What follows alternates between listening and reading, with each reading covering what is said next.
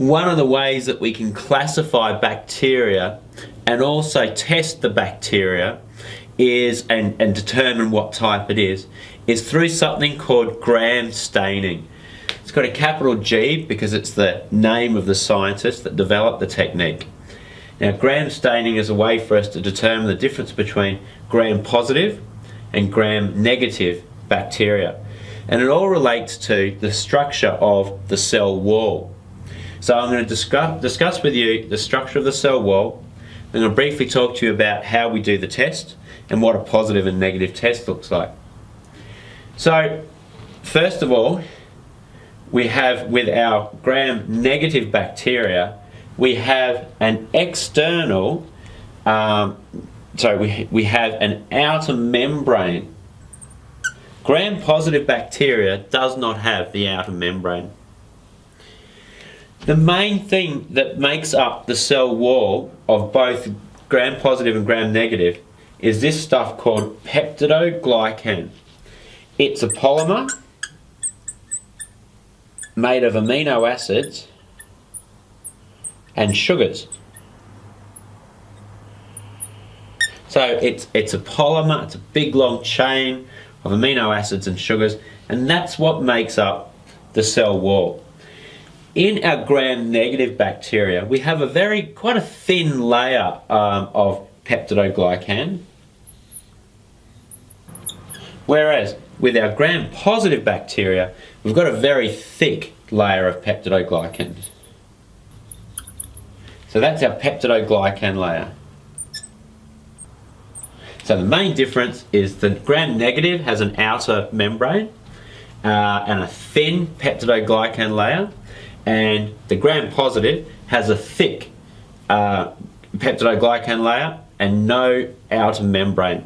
I guess the purpose of this video is not to explain the specific parts of the technique, because we'll need to actually demonstrate that properly. But essentially, we take a sample, a smear of our bacteria, and we heat it up to fix it onto our microscope slide as the first thing. Then we need to add a stain. Our primary stain is crystal violet.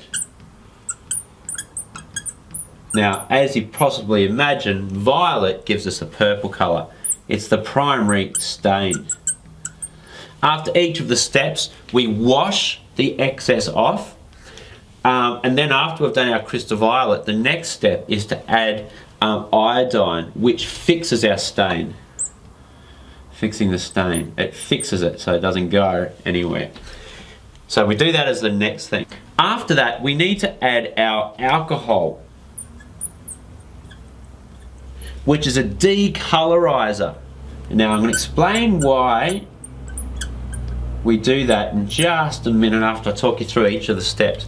So we add a decolorizer to wash away the stain, and then we add a counter stain, so another colour stain, and we use saffron, I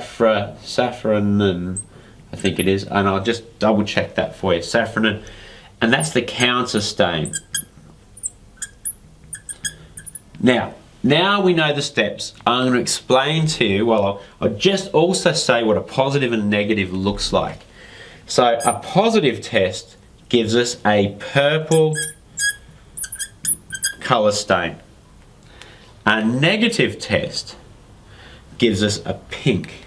Negative is pink.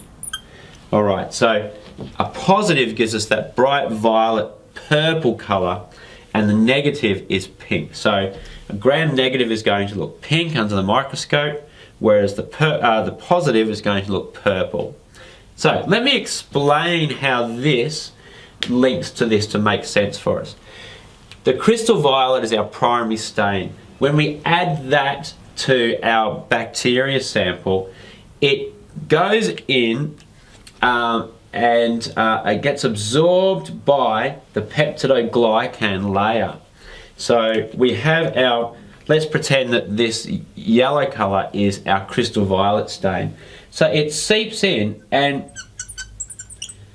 gets stored down here.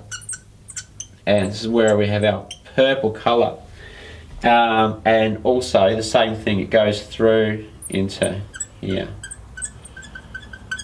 Okay, now then we add our iodine and that fixes it, so it theoretically should stay in that one spot.